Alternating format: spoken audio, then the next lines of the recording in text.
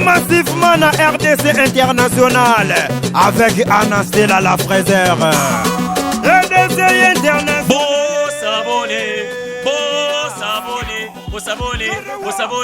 Au sabonné. Bah s'abonner car on sait jamais. Bon s'abonner. Partout dans le monde, c'est qu'un autre vous allez. Chaîne à Kitoko yango s'abonner. Na RDC. Ave Maria. C'est Show TV. RDC International. Bonne information sur les musiciens. On continue à faire YouTube. Tout le monde est chaîne à YouTube. RDC International les Kangi.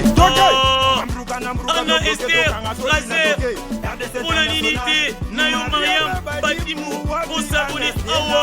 Yeah, this is your channel. We try to segment with the rest of the International. Bonne information sur les politiciens.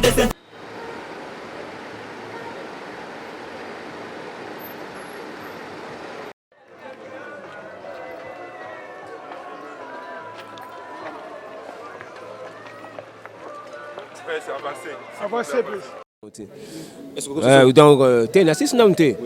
Parce que moi ni les lobes zobe côté trop na musala, il y a des gens qui arrivent, hein, basant la formation mon côté, mais comportement ma b, bah moi bagmo fingi ça va chroniqueur, bah combien belé la musala na biso.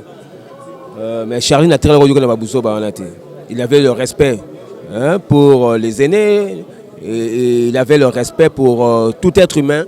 En tout cas, je garde de lui un bon souvenir. Mais non, il n'était pas conflictuel.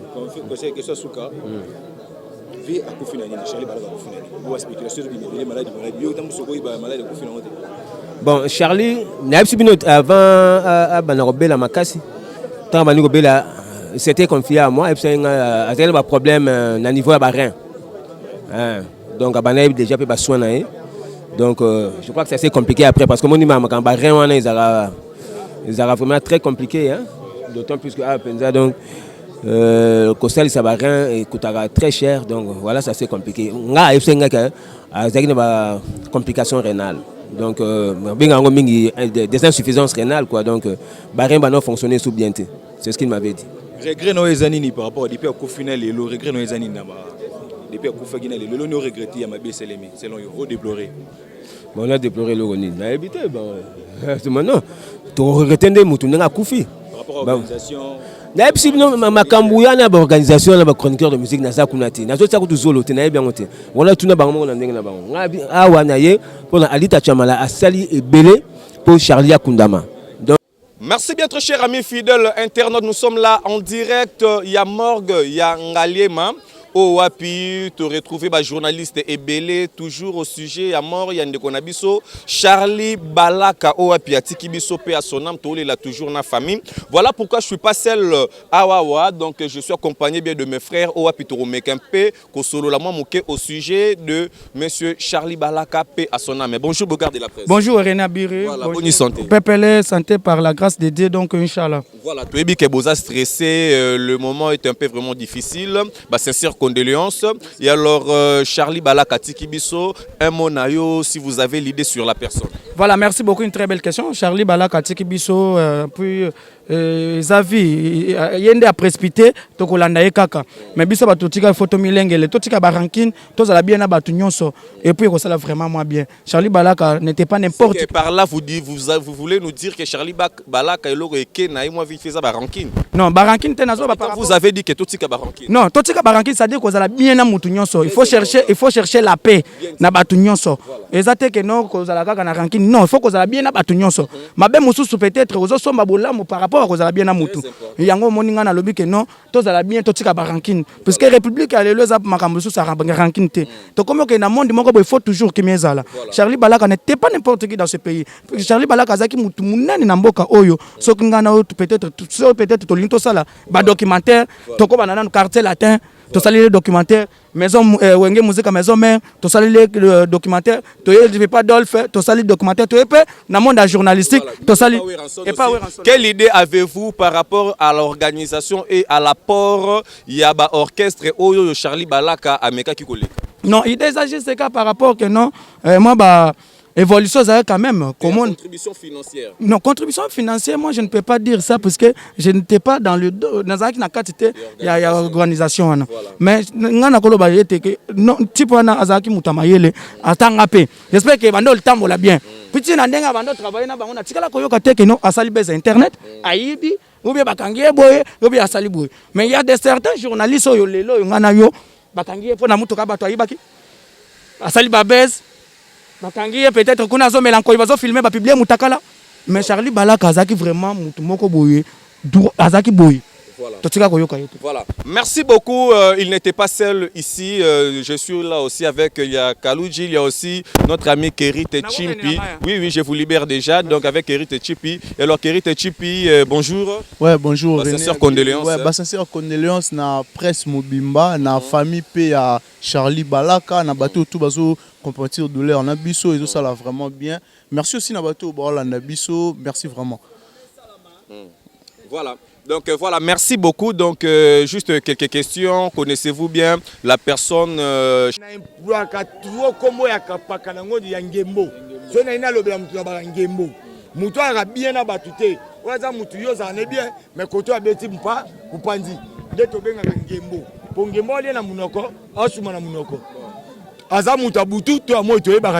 donc c'est-à-dire que yango mukolo ona kangaka kombo. C'est Charlie Balaka Kapakalangod. Si azaki na hôpital, est-ce qu'on est que là? Charlie en hôpital, na yeba route, ngana benga ipo na seke maman na ngazobe la grave na sanga papi na hôpital mwana ezate. Charlie côté hôpital babi 4 jours. Mais wana maman na nga kufa, nga maman kufi. Zompan, na benga Charlie le côté hôpital lelo, lobi na bengi ipo na seke mère azobe la singa papi en tout cas, ba courage kaka, nzamba osu, osunga. Lobi na ngo Charlie, maman na nga kufi. Zomban, maman na ku.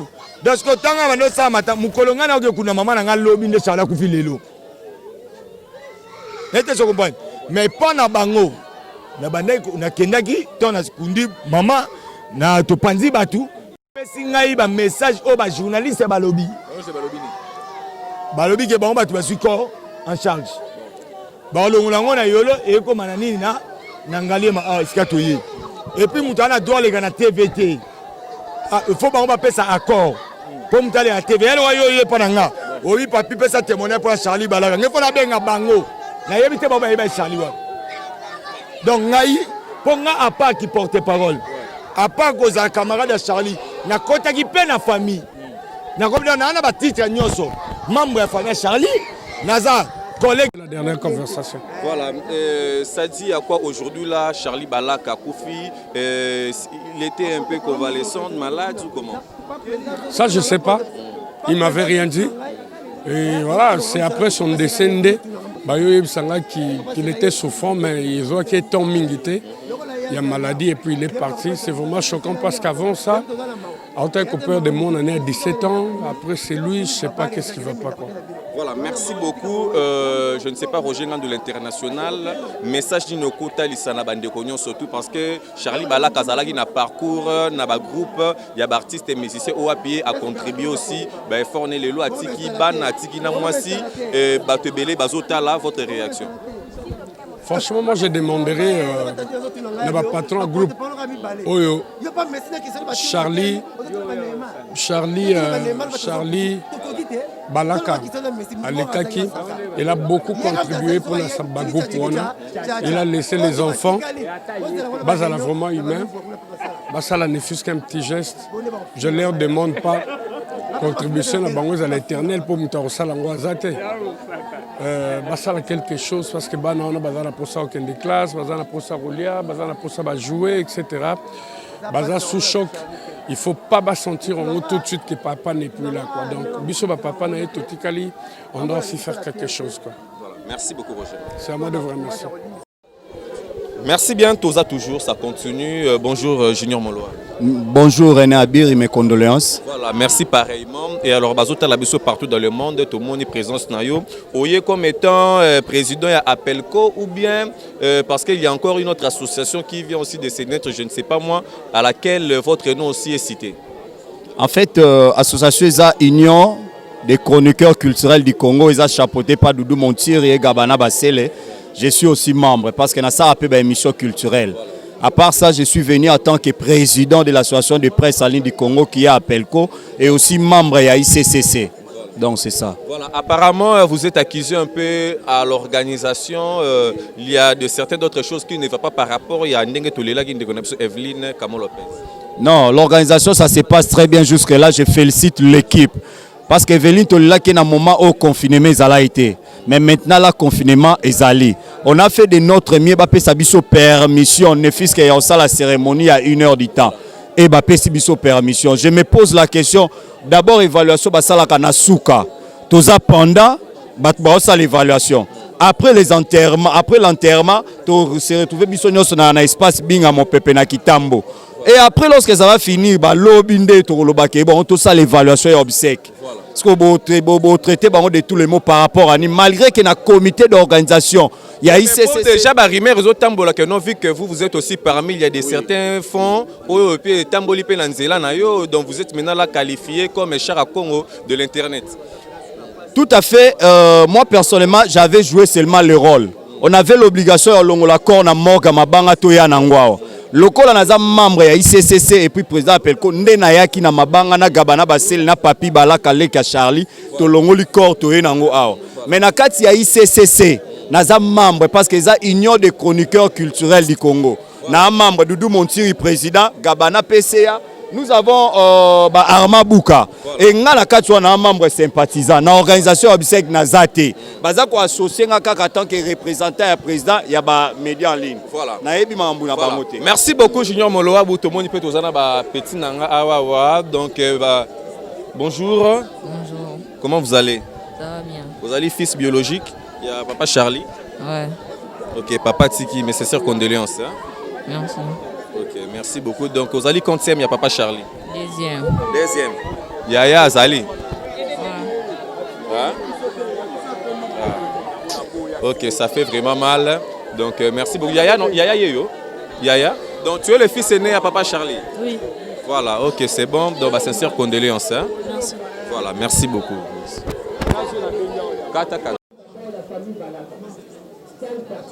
Merci beaucoup. Donc nous sommes là na morgue Ngalema donc avec maman Biyomba donc maman Oyoyo à partager kana ba tout ba journaliste, ba artiste, ba musicien donc tu remets un peu sur la maman. Bonjour maman.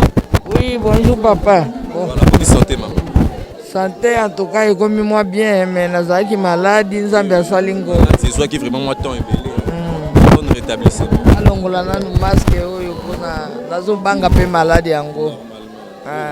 Alors maman toyebaki ozalaki maman oyo bande ko aider vraiment ba journaliste moi ébélé ou approcher vraiment pe ba musicien et lelo to perdre ndeko Charlie Balaka donc dernier jour beaucoup tana Charlie Balaka c'était quand?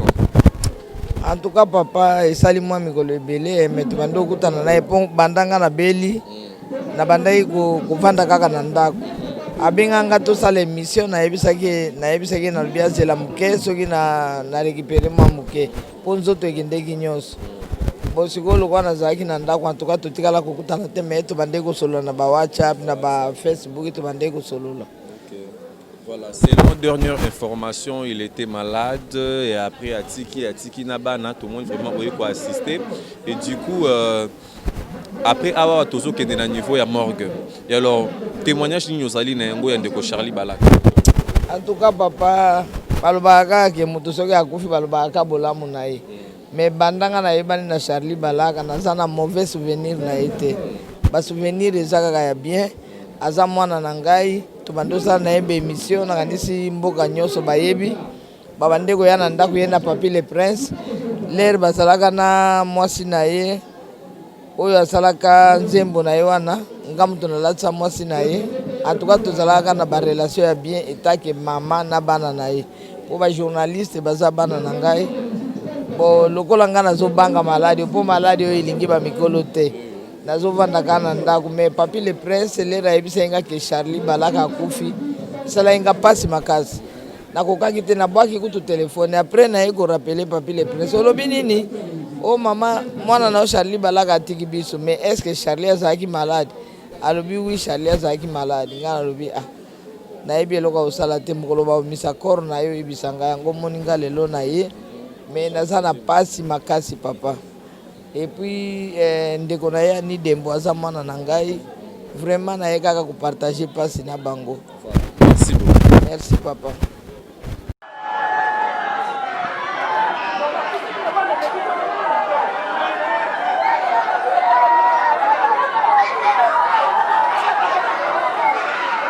Personnes, chroniqueurs de musique, 5 personnes.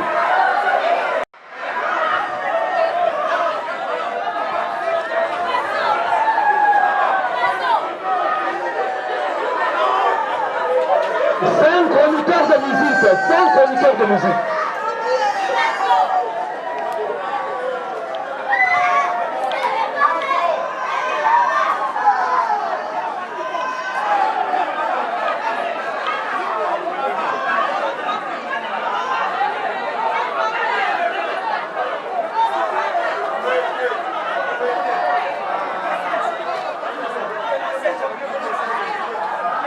Chroniqueur de musique, il n'y a pas de parole après. Tout le temps respecter le ordre, quoi. Que le bani n'a pas de parole, ça revient après le chroniqueur.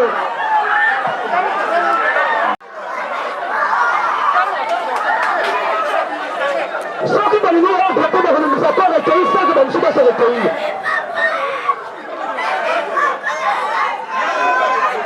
Bon, alors pour que le chroniqueur ne soit pas prêt, le temps de parole, allez-y. Le temps de parole, allez-y. Allez-y, le temps de parole.